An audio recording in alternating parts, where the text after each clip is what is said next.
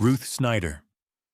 On January 12, 1928, a photographer named Tom Howard walked into the witness gallery at Sing Sing Prison with a single-shot plate camera strapped to his ankle and a shutter cable running up his pant leg.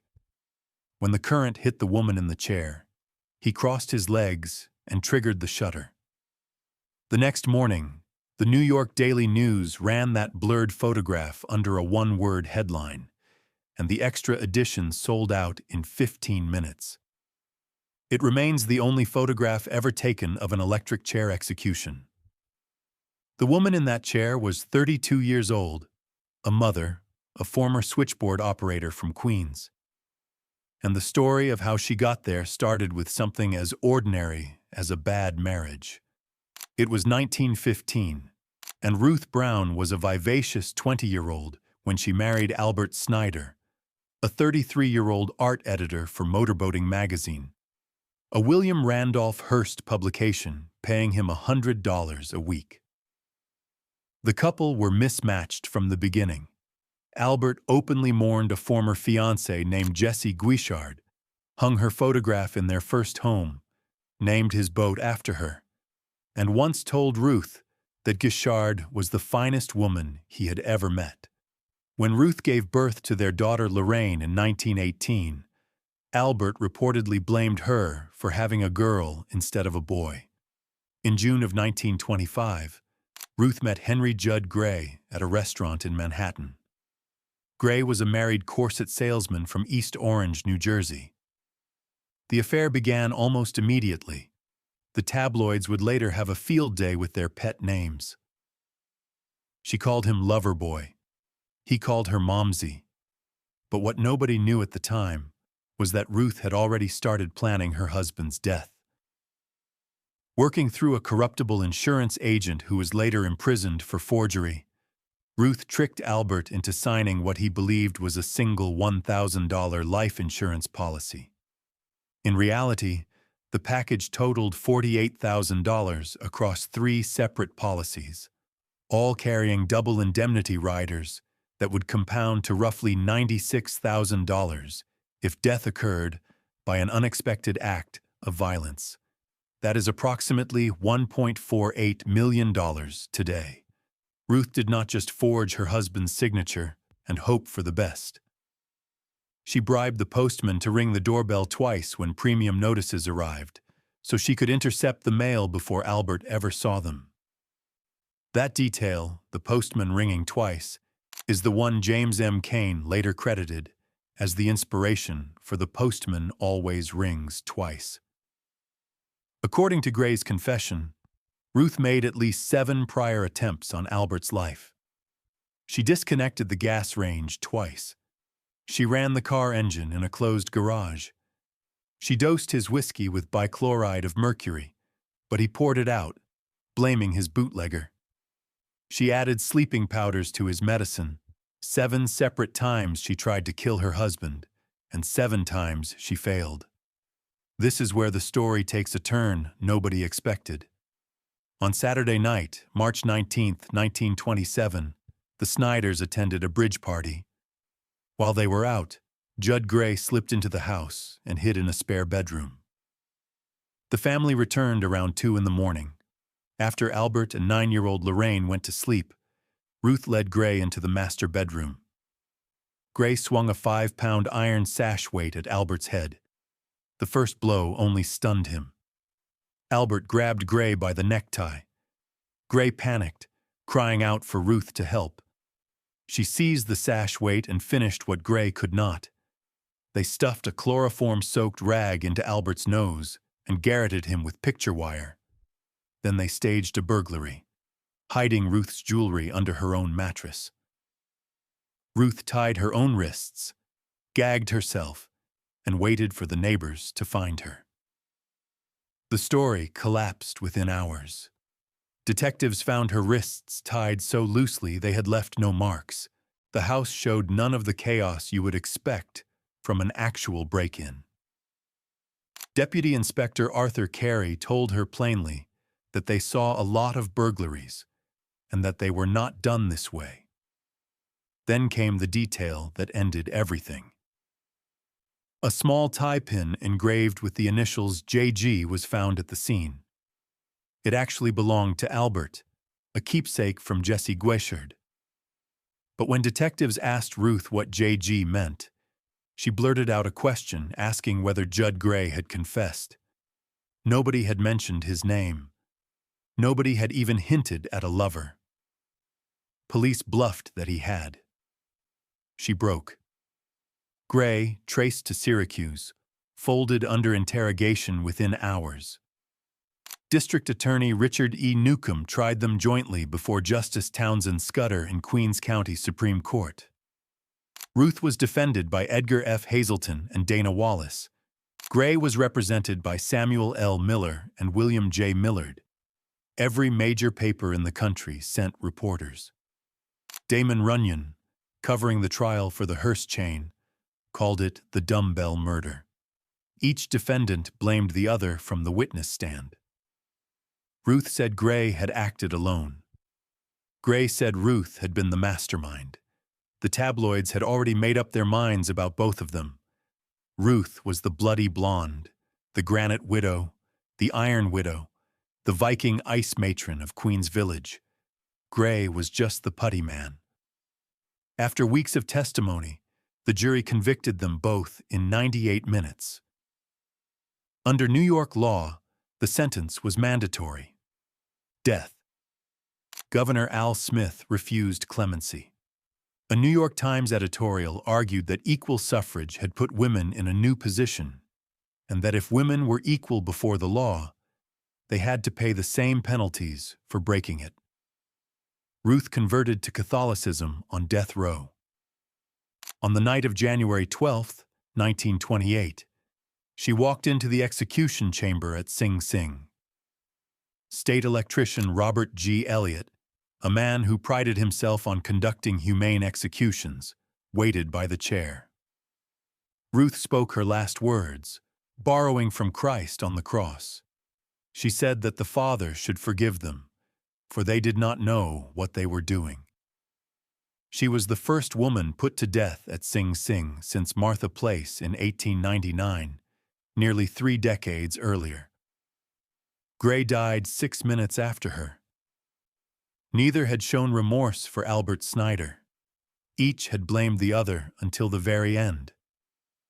Ruth had written a sealed letter for Lorraine, to be opened when the girl was old enough to understand.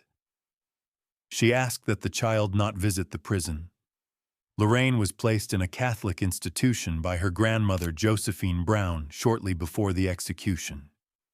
The insurance companies sued and won. The policies were ruled fraudulent in November 1928, and the appeal was lost in 1930. Ruth lies in Woodlawn Cemetery in the Bronx, under a footstone that reads only May R. and her death date. The photograph Tom Howard took that night shaped American attitudes toward capital punishment for the rest of the 20th century. Sophie Treadwell, who attended the trial, wrote the play Machinal in 1928, reframing Ruth as an every woman crushed by the marriage market. The case inspired Kane's Double Indemnity, the 1944 Wilder and Chandler film, and decades of true crime fascination that has never fully faded. And somehow, it gets worse. Because Ruth Snyder was not the last woman Sing Sing would put in that chair. She was not even close. Martha Beck. In late 1947, a lonely nurse from Pensacola, Florida, placed an ad with a Lonely Hearts Mail Order Club and got a letter back from a man who called himself a successful businessman from New York. She had no money for him to steal, so he wrote her a rejection letter and moved on to his next victim. Most swindlers would have forgotten her name by the following week, but Martha Beck did not take rejection well. She threatened to kill herself. The man came back, and what started as a failed con turned into one of the most disturbing partnerships in American criminal history. Martha Jewel Seabrook was born on May 6, 1920, in Milton, Florida. She had been obese since childhood, had endured abuse during her youth, and was emotionally tormented by a mother who seemed incapable of affection.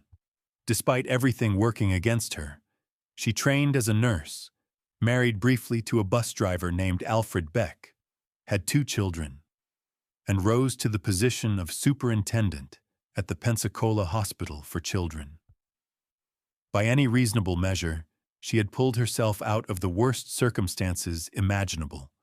She was intelligent and capable. But she was also desperately lonely, and that loneliness would become the hinge on which everything turned. The man who answered her ad was Raymond Fernandez. Born in Hawaii in 1914 to Spanish parents, Fernandez had suffered a serious head injury in 1945 when a steel hatch struck him on a freighter near Curaçao. He emerged from that injury a different person, bald, personality altered, and devoted to voodoo and what he called black magic, a set of beliefs he picked up from a cellmate during a year in a federal prison in Tallahassee for a stolen clothing case. By 1946, he was living in New York, running a scheme that targeted widows through a Lonely Hearts Correspondence Club called Mother Denen's Friendly Club. He would court them by mail, visit them in person, charm them out of their savings, and disappear. When Beck moved to New York to be with him, she brought her 2 children. Fernandez told her to get rid of them. On a January afternoon in 1948, she walked into a Manhattan Salvation Army office and abandoned both of them. From that point forward, Beck posed as Fernandez's sister to disarm the women who answered his ads. The arrangement worked until Beck's jealousy turned violent. Every time Fernandez slept with a target, she intervened. The pair later confessed to as many as 17 to 20 deaths between 1947 and 1949, though only 3 were ever confirmed. Among the earlier victims was a woman named Jane Lucilla Thompson, who died under suspicious circumstances during a trip to Spain with Fernandez in 1947. No autopsy was ever performed. Another was Myrtle Young of Arkansas, whom Fernandez had married under a fake name in 1948. She died of a barbiturate overdose. But here is the detail that everyone missed at the time. The confirmed murders were not distant or abstract. They were close, personal, and staggering in their brutality.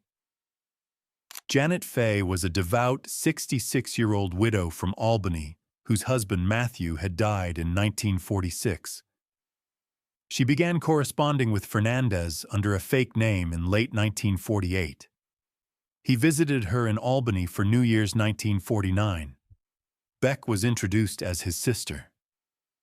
Fay accepted his marriage proposal, drained roughly $4,000 to $6,000 from her bank accounts, and traveled with the couple to a rented apartment at 15 Adeline Street in Valley Stream, Long Island. That night, Beck bludgeoned Janet Fay with a hammer. Fernandez finished the killing. They stuffed the body into a trunk, stored it briefly at his sister's house, then buried it in the cellar of a rented home in Ozone Park, Queens, under fresh concrete. What gave them away was a detail that should have been obvious. Forged, typewritten letters from Janet alarmed her stepdaughter Mary Spencer of Amsterdam, New York, because Janet Fay did not type. You would think someone would have said something. Nobody did. And the killings continued. They moved on to 28-year-old widow Delphine Downing in Wyoming Township, Michigan, who had a 2-year-old daughter named Raynell. On February 28, 1949, Downing accidentally saw Fernandez without his toupee and became hysterical. Fernandez sedated her and then shot her in the head with her own .32 caliber pistol. What followed regarding the child was described in court filings as deliberate and premeditated. The scope of what happened to 2-year-old Raynell was detailed during the trial in terms that the court record makes clear, but that do not bear repeating here. Both mother and daughter were buried under fresh cement in the basement. Suspicious neighbors called police, who arrived on March 1st, 1949.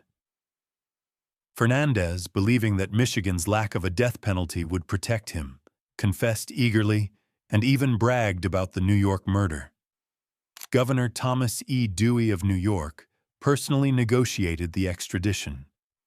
The trial for the Janet Fay murder opened on June 9, 1949, before Judge Ferdinand Pecora in Bronx Supreme Court.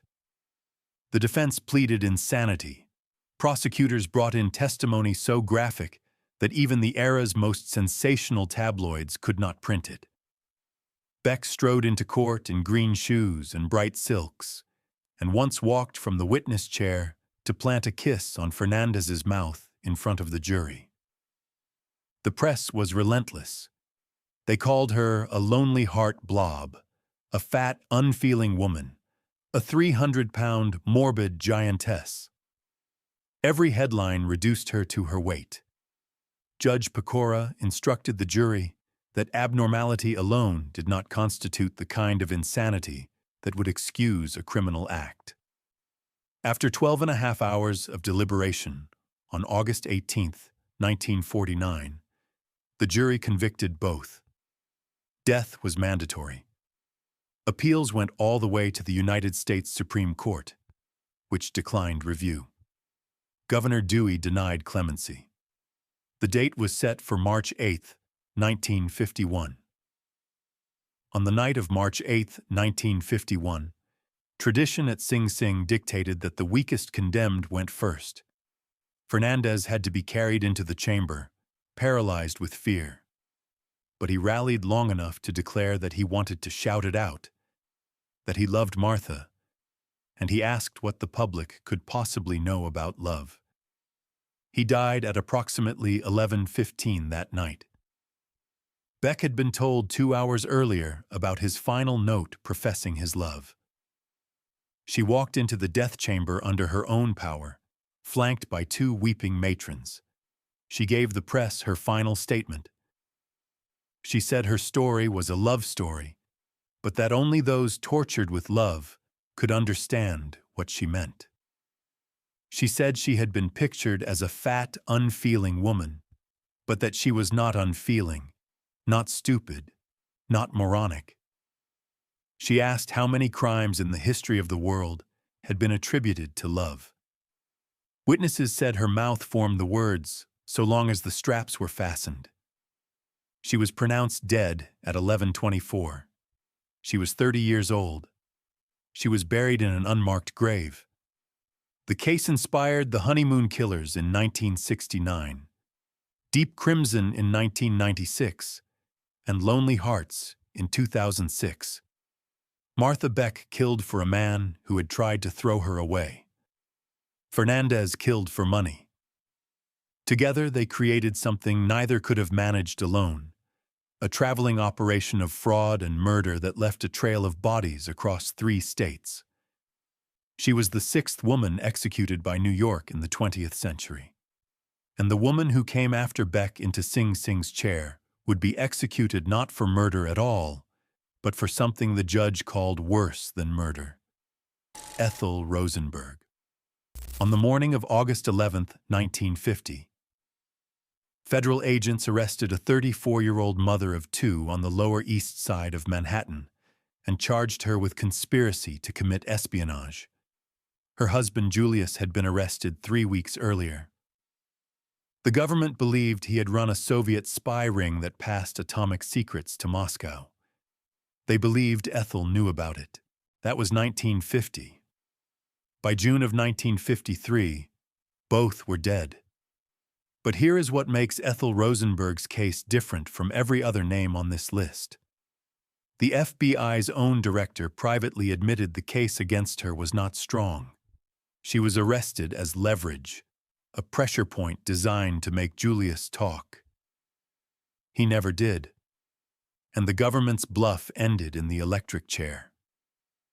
Ethel Greenglass was born on September 28, 1915, at 64 Sheriff Street on the Lower East Side, the only daughter of Russian Jewish immigrants. Her father, Barnett, was a struggling sewing machine repairer. Her mother, Tessie, openly favored her sons and made Ethel feel like an outsider her entire life. Ethel graduated Seward Park High School at 15, worked as a clerk, organized a strike of 150 women workers, won a federal reinstatement order, and pursued music and theater, singing with the Schola Cantorum at Carnegie Hall. She joined the Young Communist League around 1935. The following year, she met Julius Rosenberg at a New Year's Eve benefit. They married on June 18, 1939. Julius, a City College electrical engineer, joined the Communist Party that December and went to work for the U.S. Army Signal Corps. He was recruited as a Soviet asset on Labor Day, 1942. The conspiracy centered on Ethel's youngest brother, David Greenglass. As a U.S. Army machinist assigned to Los Alamos, Greenglass provided Julius with sketches of the implosion lens of the plutonium bomb. The handoff involved a courier named Harry Gold, a torn Jell-O box top as a recognition signal, and a meeting in Albuquerque in June 1945. According to David's trial testimony, Ethel typed up his handwritten notes at the Rosenberg apartment that night. That single claim about the typing would become the most consequential piece of testimony in the entire case. The investigation unraveled like falling dominoes. British physicist Klaus Fuchs confessed in February 1950. Fuchs led to Gold. Gold led to Greenglass. Greenglass cut a deal that protected his wife Ruth, and to do so he gave the FBI his sister's husband. The Justice Department's interrogation plan for Julius explicitly included the question of whether his wife had been aware of his activities. She was not a target. She was a tool. Julius was arrested on July 17, 1950.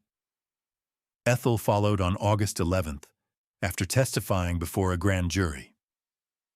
FBI Director J. Edgar Hoover privately wrote in a memo that the case was not too strong against Ethel Rosenberg, but that for the purpose of acting as a deterrent, it was very important that she be convicted too. She was not a suspect. She was a bargaining chip. And the timing of what happened next was almost too perfect. Just 10 days before the trial opened, both David and Ruth Greenglass changed their original story.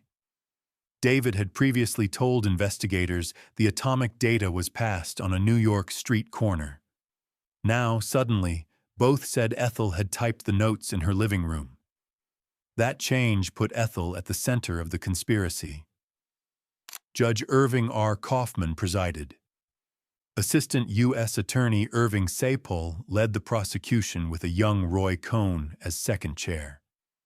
The defense was handled by Alexander and Emmanuel Bloch, a father and son team. David and Ruth Greenglass were the only direct witnesses tying Ethel to espionage, and their testimony was the backbone of the government's case.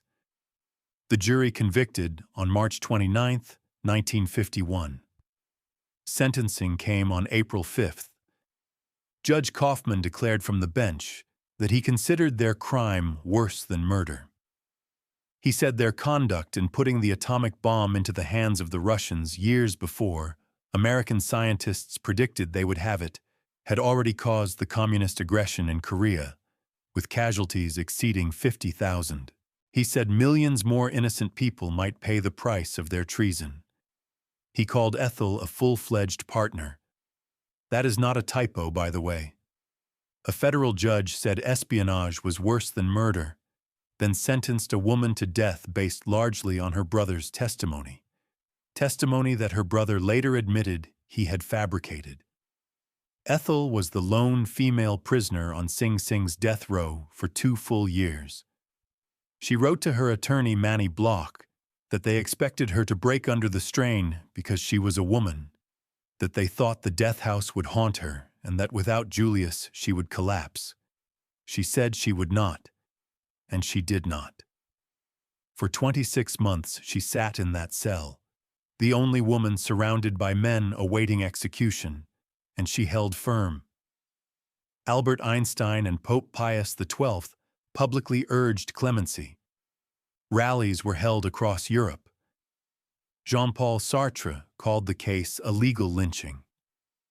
Both the Truman and Eisenhower administrations received personal letters from the Rosenbergs' young sons, Michael and Robert. President Eisenhower refused clemency in a statement on February 11, 1953. He said the nature of the crime far exceeded the taking of a life, that it involved the deliberate betrayal of the entire nation, and that it could result in the death of many thousands of innocent citizens. On June 17, 1953, Justice William O. Douglas issued a stay of execution. 2 days later, Chief Justice Fred Vinson convened the full Supreme Court in a special session and vacated it, 6-3. The defense had argued for delay because executions on the Jewish Sabbath would offend the Rosenbergs' faith. Judge Kaufman responded not by postponing, but by moving the execution earlier, to before sundown at 8 in the evening, rather than the usual 11 at night. The couple last saw each other and their sons on June 16th. In their final letter to Michael and Robert, written that morning, they told their boys that at first they would grieve bitterly, but that they would not grieve alone, and that they must eventually come to believe that life was worth the living. Ethel added a note to Manny Block, asking that her wedding ring and 10 Commandments medal go to her sons. Julius walked first at 8:04 that evening. He died after 3 2,000-volt jolts at 8:06. Ethel followed in a dark green print dress, accompanied by Rabbi Irving Kozlowe, reciting Psalms 15 and 31. The first 3-shock cycle did not kill her. Doctors detected a heartbeat after attendants had already begun unstrapping her from the chair. They stopped, reattached the electrodes, and applied 2 more jolts. Witnesses reported smoke rising from her head. Dr. H.W. Kipp pronounced her dead at 8:16. The entire process had taken 12 minutes. Deputy Attorney General William P. Rogers later said of the failed pressure strategy that she had called their bluff. In 1995, the declassified Venona Project Decrypts confirmed that Julius had run a sizable Soviet spy ring, though most of the intelligence he passed involved proximity fuses, radar, and jet engines rather than atomic weapons. The documents indicated Ethel was peripheral and was never assigned a code name. In 2001, on the television program 60 Minutes 2, David Greenglass admitted publicly that he had committed perjury about the typing to protect his own wife. Ethel Rosenberg was the only American woman ever executed by the federal government for a crime other than murder. Her sons Michael and Robert were adopted by Anne and Abel Meeropol after the execution. Abel Meeropol was the songwriter who wrote Strange Fruit. The boys grew up, took the Meeropol name, and continued to seek a posthumous exoneration for their mother through the Rosenberg Fund for Children. The debate over whether Ethel Rosenberg deserved to die has never been settled. What has been settled, through declassified documents and her own brother's admission of perjury, is that the key evidence against her was a lie. Ethel Rosenberg died because the government needed someone to break. The next woman to reach Sing Sing's chair was there for a very different reason. She had already beaten the system twice, walked free both times, and still could not stop killing. Frances Creighton. In 1923, a woman in Newark, New Jersey, was tried for poisoning her own teenage brother with arsenic. She was acquitted. Within days, she was arrested again, this time for poisoning her father-in-law. She was acquitted a second time. The press called her the Borgia of Newark, and then she disappeared from public life for over a decade. She resurfaced on Long Island in 1935 when another person in her household died of arsenic poisoning, and by sheer coincidence, the same toxicologist who had testified against her in 1923, was the one who examined the body. How does someone walk away from 2 poison trials and end up back in the same chair, in front of the same expert, 12 years later? Mary Frances Avery was born around 1898 in New Jersey. She married John Creighton, and by 1920 the couple were living with his parents in Roseville, Newark. That year, John's mother Anna died of fever and cramps. His father Walter died shortly after with the same symptoms. Then, in 1923, Francis's own teenage brother Charles Raymond Avery, who had moved into the household and whose $1,000 life insurance policy named Francis as beneficiary, became violently ill and died. An autopsy ordered over the Creightons' objection found arsenic. The investigation determined the pattern was consistent with deliberate poisoning. Francis and John were tried for Raymond's murder. She was acquitted. Days later, she was rearrested for Walter Creighton's death.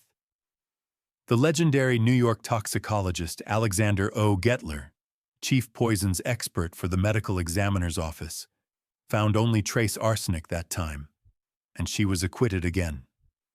Public sympathy helped. She was visibly pregnant at trial, nursing her infant son in her cell between proceedings. The jury let her go. The newspapers did not. They branded her the Borgia of Newark, and the Creightons fled. They landed in Baldwin, Long Island, where John joined the local American Legion post. There he befriended Everett C. Applegate, a 36-year-old investigator with the Nassau County Veterans Welfare Bureau.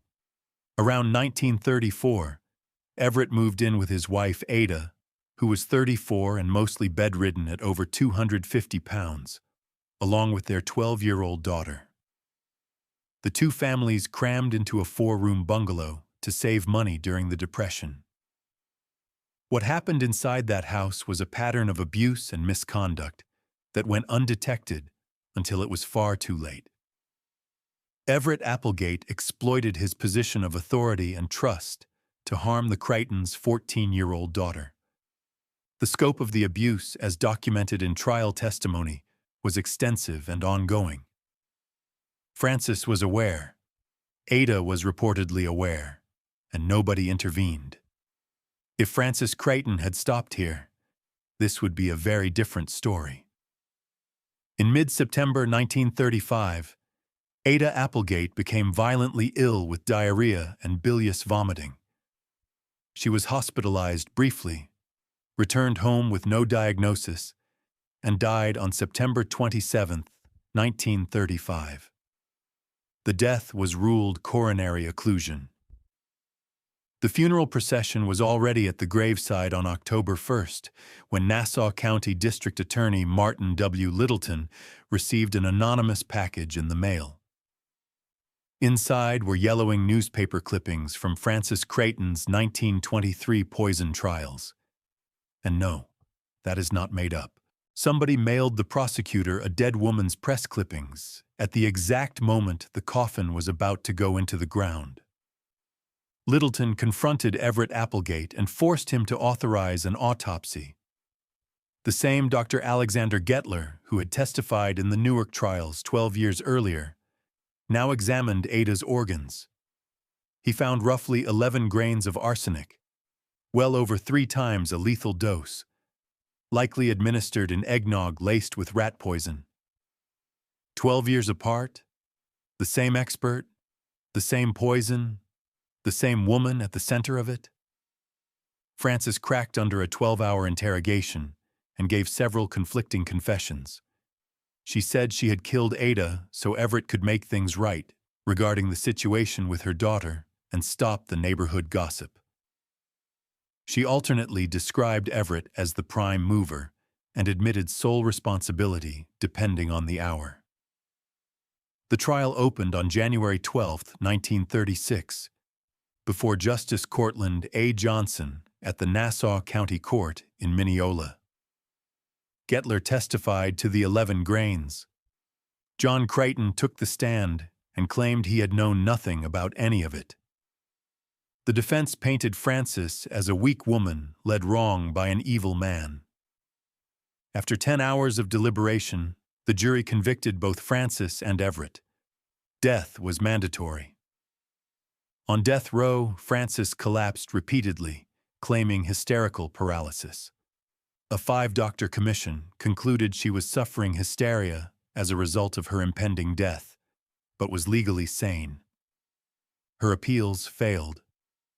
Governor Herbert Lehman refused to commute. On the night of July 16, 1936, the Sing Sing physician administered a hypodermic of morphine. Frances was wholly unconscious, possibly comatose. State electrician Robert G. Elliott, the same man who had executed Ruth Snyder 8 years earlier, was visibly shaken by what greeted him. Frances arrived in a pink nightgown and black satin kimono, slippers on her feet, a rosary woven through her fingers, the back of her head shaved for the electrode. She was wheeled into the death chamber in a wheelchair, the first time any condemned prisoner had been transported that way in Sing Sing's history. She was lifted limp into the chair. The current was applied at 11:04 that night. She made no sound, spoke no last words, and was dead within moments. Half an hour later, Everett Applegate followed her. He used his final breath to declare his innocence and to call down God's mercy on the prosecutor who had put him there. The press christened Frances the Long Island Borgia, a woman who had beaten poison charges twice and walked free both times, only to circle back to the same method, the same poison, and the same toxicologist who finally put an end to it. Frances Creighton was the 4th woman to die in Sing Sing's electric chair. The first had been strapped into that same seat 37 years earlier, before any woman on earth had ever been executed by electricity. Martha Place. On Monday morning, March 20th, 1899, a 49-year-old woman walked into the execution chamber at Sing Sing Prison, leaned on the warden's arm, and sat down in the electric chair. She was wearing a black gown she had sewn herself. No woman had ever sat in that chair before. No woman anywhere in the world had ever been executed by electricity. Martha Place was the first. Brooklyn, 1893. Martha Garretson was a 44-year-old dressmaker and single mother when she took a position as housekeeper to William W. Place, a recent widower living at 598 Hancock Street. Place needed someone to care for his daughter Ida. Martha married him within 2 months. From the beginning, neighbors and the family would later tell police. Martha resented the girl. Then, on a date roughly 2 years before the murder, Martha attacked Ida in an incident that police documented as a deliberate assault. She later told investigators she acted out of envy of the girl's youth. The attack was never separately prosecuted. Police had been called to the home at least once in 1897 after Martha threatened Ida's life. The warning signs were all there. Nobody acted on them. On the morning of February 7, 1898, William and Martha quarreled bitterly over money, including William's refusal to allow Martha's biological son Ross to live in the home. 17-year-old Ida took her father's side. William left for work. Martha waited until she was alone with the girl. What the investigation later uncovered was staggering in scope. The autopsy determined that the cause of death was asphyxiation. Investigators documented evidence of chemical burns and blunt force trauma consistent with a sustained and deliberate attack. The medical examiner's findings indicated that Ida had been subjected to multiple forms of harm before she died. She was found in her upstairs bedroom. Martha then waited downstairs. When William came home that evening, she attacked him with an axe she had retrieved from the cellar. She struck him on the head, fracturing his skull. He wrenched himself free, staggered out onto the sidewalk, and roused the neighbors. Martha retreated to the kitchen, opened all the gas burners, draped clothing over her head, and tried to take her own life by asphyxiation. She was unconscious but alive when patrolmen broke in. Ida lay dead upstairs. Now Martha could have confessed. She could have pleaded guilty. She did neither. She maintained her innocence from her hospital bed and told police she had carried the axe upstairs because she was afraid her husband was going to attack her. The trial opened in Kings County Supreme Court before Judge William F. Hurd.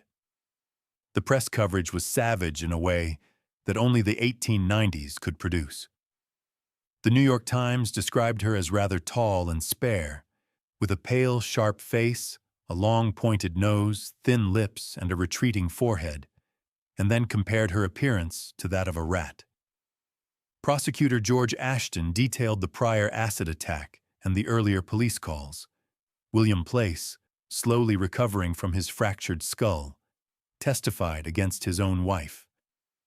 The defense pleaded insanity, citing a childhood sleigh injury that her brother claimed had left her mentally unstable. The jury rejected it in under 4 hours. Conviction meant death. Martha fainted at the verdict. Her appeal to the New York Court of Appeals failed. Her lawyers petitioned the new governor, Theodore Roosevelt, who had taken office on January 1, 1899. The question of whether women should be electrocuted at all was being debated publicly. The Medico-Legal Society of New York held a contentious forum that February. The only female speaker, Ida Trafford Bell, drew applause when she insisted that women had just as much right to be electrocuted as a man. Roosevelt agreed. In his denial, he wrote that the murder was one of peculiar deliberation and atrocity, and that to interfere with the law in this case would be justified only if no murderess were ever to face capital punishment again, regardless of circumstances. He added that his sympathies in criminal cases were for the wronged and not the wrongdoer. The execution posed challenges nobody had anticipated. No woman had ever been prepared for the electric chair. Her thick gray hair had to be clipped on the crown for the head electrode. Her long skirt was slit at the ankle so the leg electrode could be attached without exposing her. She entered the death chamber at 11 in the morning on March 20th, 1899, the 26th person electrocuted at Sing Sing. A Catholic priest walked beside her. State electrician Edwin F. Davis applied 1,760 volts. Her last words were a low, murmured prayer. Some witnesses recalled her saying, "God help me." Others remembered it as "God save me." The first jolt killed her. The prison doctor called it the best execution that had ever occurred there. The San Francisco Call noted by contrast that the last woman condemned to die in New York had gone to the gallows shrieking and fighting, but that Martha Place had hardly uttered a sound. She was buried in the family plot in East Millstone, New Jersey, without religious observances. William Place, now a widower for the second time, did not attend. But Martha Place's grim distinction as the first woman to die in the electric chair would not be its last. 36 years later, a Canadian-born roadhouse owner from upstate New York would sit in that same chair for killing a disabled man over an insurance payout worth less than the cost of the trial. If you're liking this video and you're not subscribed yet, now's the time. We drop new cases every day. Subscribe so you don't miss the next one. Eva Coo. On the night of June 14th, 1934, a woman and her accomplice drove a disabled man to an abandoned farmhouse on top of Crumhorn Mountain in Otsego County, New York. They told him they were going to dig up wild cherry trees for transplanting. While his back was turned, she struck him in the head with a wooden mallet. As he lay on the ground, the car was driven over his body, reversed, and driven over him again. And then, at that exact moment, The property owner arrived with a family of potential buyers to show them the house. 5 adults and 5 children walked up to the car, under which the body still lay, and had a 15-minute argument about trespassing before leaving. Nobody looked down. Eva Coo was born around 1889 in Haliburton, Ontario, Canada. She divorced a railroad worker named Bill Coo around 1920 and settled in Oneonta, New York, by 1924. She bought an apartment building, opened a speakeasy during Prohibition, and earned the nickname Little Eva.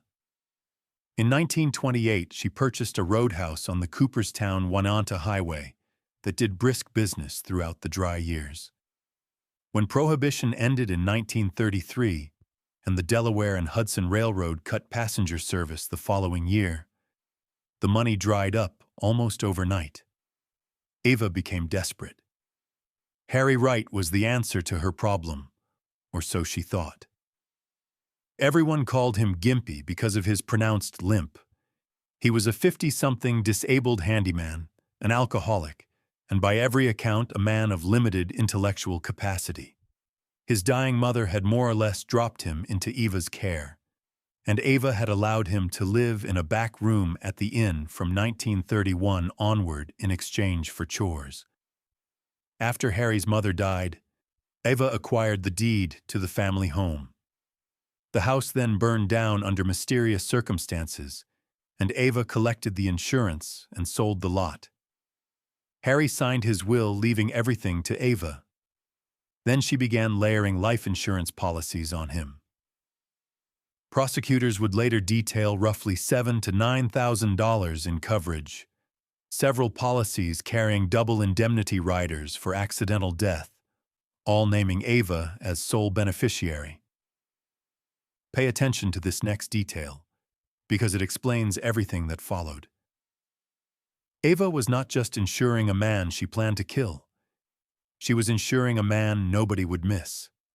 A man with no family left, no connections, no voice. The perfect victim. She enlisted Martha Clift, a young employee at the roadhouse, in the plot. On the afternoon of June 14, 1934, Eva persuaded Wright that they were going to dig up trees. The three drove a rented car to the abandoned farmhouse on Crumhorn Mountain. Eva stepped inside the building, came out with a mallet, and struck Wright once on the head from behind. As he lay on the ground, he reportedly said that now he knew why she had brought him there. Clift then started the car and ran over the body, reversed, and drove over him a second time, crushing his chest. That is when Mrs. Eva Fink, the property owner, arrived to show the farmhouse to a man named Benjamin Hunt, his wife Sarah, and their 5 children. Mrs. Hunt and Mrs. Fink walked over to the parked car and exchanged sharp words with Coo and Clift about the trespassing for roughly 15 minutes. Eva told them she had stopped only to relieve herself. The Hunts left. They had stood feet from a dead man and never realized it. Coo and Clift loaded Wright's body into the car, drove back toward the roadhouse, and dumped him in a ditch off State Route 7 about 100 yards from the inn to stage a hit-and-run. Eva reported Harry missing to a state trooper at the Chenevis outpost. The coroner initially ruled it a hit-and-run accident. The case cracked open from 3 directions at once. First, the local funeral director, Revo Tillapaw, was suspicious of the wound pattern and said so to police. Second, investigators discovered the unusual stack of insurance policies in Eva's name.